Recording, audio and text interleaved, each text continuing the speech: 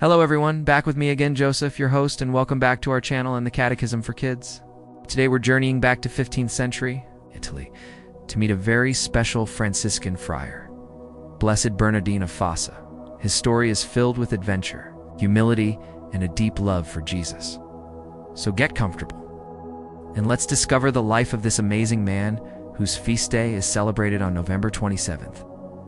Our story begins in the year 1420 in a town called Fossa in Italy. A baby boy was born into a noble family, and they named him Giovanni Amici. Giovanni was a very bright young man. He loved to learn and was an excellent student. He went to university and studied law, a very important and difficult subject. Everyone thought he would become a famous lawyer or a powerful leader, but God had a different and even more wonderful plan for him.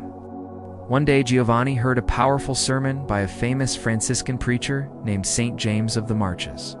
The words of Saint James touched Giovanni's heart in a profound way. He felt a strong calling, a little whisper from God, asking him to leave behind his comfortable life and follow Jesus in a special way. So, at the age of 25, Giovanni made a huge decision. He decided to join the Franciscan order. When he joined the Franciscans, he received a new name, as was the custom. He was named Bernardine, in honor of another great Franciscan saint, Bernardine of Siena, whom he admired very much, because he was from the town of Fossa. People started calling him Bernardine of Fossa. He joined a group of Franciscans, called the Observants, who were known for living a very simple life, strictly following the rules set by Saint Francis of Assisi. They dedicated their lives to prayer, poverty, and helping others. Bernardine was a natural leader and a gifted speaker. His heart was so full of love for God that when he spoke, people couldn't help but listen. He traveled all over Italy, and even to other countries like Dalmatia and Bosnia, which are now parts of Croatia and Bosnia-Herzegovina. He wasn't traveling for a vacation, he was a missionary. He walked from town to town, village to village, preaching about the love of Jesus. He taught people how to pray, how to be kind to one another, and how to live a life that pleased God. His sermons were so clear and inspiring that crowds would gather to hear him. He had a special way of explaining the faith that everyone could understand, from the simplest farmer to the most educated scholar. He also helped spread a very important devotion, the devotion to the holy name of Jesus, just like his hero. Saint Bernardine of Siena, he taught people about the power and beauty in the name of Jesus, encouraging them to call on his name with love and reverence. Because of his wisdom and holiness, Bernardine was given many important jobs within the Franciscan order. He was chosen to be the leader, or provincial superior, of different groups of friars. This meant he was in charge of guiding and supporting his fellow Franciscans, making sure they were living out their vows faithfully. He was a great administrator, but his heart always remained that of a humble preacher. In fact, his humility was one of his most shining qualities. Twice, the people and leaders of a city called Aquila chose him to be their bishop. This was a huge honor. A bishop is a very important leader in the church. Both times, Bernardine said no, didn't think he was worthy or good enough for such a high position. He preferred the simple brown robe of a Franciscan friar to the rich garments of a bishop. He wanted to continue his life of preaching, serving the poor, and living simply among his brothers. This shows us what true humility is, knowing that all our gifts come from God and choosing to serve rather than be served.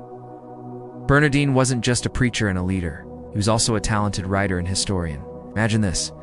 In a time before computers or printing presses were common, he spent hours carefully writing with a quill and ink. He wrote down many of his sermons so that others could read them later. He also wrote about living a holy life. Most importantly, he became a historian for the Franciscans. He wrote a book called A Chronicle, which told the story of his fellow observant Franciscans, preserving their history for all time. He even wrote the very first biography of his patron, Saint Bernardine of Siena, making sure the story of this great saint would not be forgotten. So, Blessed Bernardine was a man of many talents. He was a brilliant lawyer, a powerful preacher, a wise leader, a humble friar, and a careful historian. He used every single one of his God-given gifts to serve the church and bring people closer to Christ. He even became a hero for his city.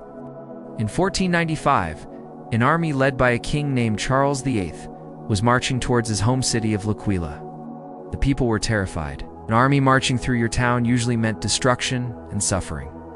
But the elderly Bernardine, who was then 75 years old, bravely went out to meet the king.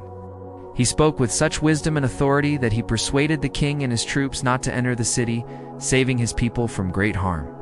He was a true peacemaker. After a long and fruitful life dedicated entirely to God and others, Blessed Bernardine of Fossa passed away peacefully on November 27, 1503. At the age of 83, he died in the Franciscan convent in L'Aquila, the city he loved and had served so well. People immediately recognized his holiness. They knew he was a special friend of God and began to pray to him, asking for his help from heaven. For centuries he was honored as a blessed, and this was officially confirmed by the Pope in 1828. Today, he's the patron saint of the city and diocese of L'Aquila. So, what can we learn from the life of Blessed Bernardine of Fossa? He teaches us so many things. First, he shows us the power of a gentle and kind heart. He didn't shout or force people to believe. He spoke with love, and that's what changed hearts. He teaches us that holiness isn't about doing spectacular things, but about doing ordinary things with extraordinary love. Also teaches us about humility. Even though he was smart, talented, and respected, he never sought power or fame. He chose a simple life of service. This reminds us to use our own talents, not to show off, but to help others and give glory to God. And finally, his life as a missionary and preacher encourages us to share our faith. We may not travel to other countries, but we can be missionaries in our own homes, schools, and neighborhoods. By being kind, by speaking about Jesus with our friends, and by living a joyful Christian life, we are sharing the good news, just like Blessed Bernardine did. His story shows that a single person, filled with the love of God, can bring peace, spread knowledge, and inspire countless others to live better lives. He was a preacher, a historian, a peacemaker, and a saint. Thank you for joining me today to learn about the incredible Blessed Bernardine of Fossa. I hope his story inspires you to be a little bit kinder, a little more humble, and a little more joyful in your own faith. Don't forget to like this video and subscribe to our channel for more stories about the amazing saints of the Church. Take care, everyone. Stay safe and healthy as usual. See you next time, and God bless you always.